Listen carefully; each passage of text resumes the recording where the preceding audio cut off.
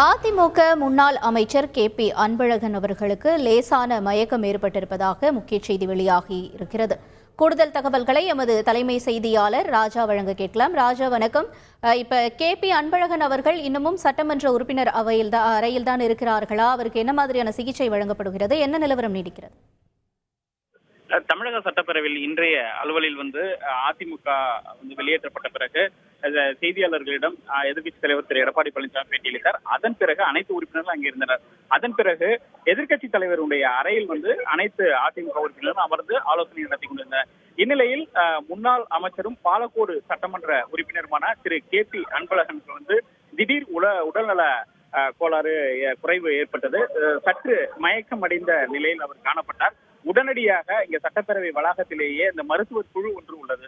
அந்த குழுவினர் உடனடியாக அவரை பரிசோதித்து அவருக்கு சில சோதனைகளை மேற்கொண்டனர். சில மருந்துகளையும் கொடுத்தனர். அவருக்கு இந்த ரத்த அழுத்தம் இருந்ததாக கூறப்படுகிறது. அதில் ஏற்ற இறக்கங்கள் இருந்த காரணத்தினால் சற்று சோர்வாக காணப்பட்டார். உடனடியாக அவருக்கு சிகிச்சை அளித்தனர். ஏற்கனவே அதிமுக சட்டமன்ற உறுப்பினர் முன்னாள் அமைச்சர் விஜயபாஸ்கர் உடனடியாக அங்குதான் முதல் சிகிச்சை அவர் கொடுத்தார். அதன் பிறகு இந்த சட்டமன்ற வளாகத்தில் உள்ள மருத்துவ குழுவினர் விரைந்து உடனடியாக அவருடைய உடல்நிலையை சீராக்கினர்.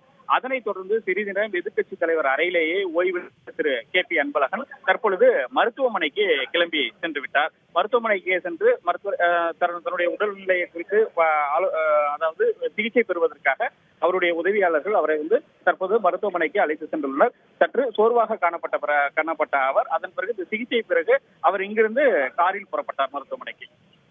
ரைட், உங்களுடைய தகவல்களுக்கு நன்றி ராஜா.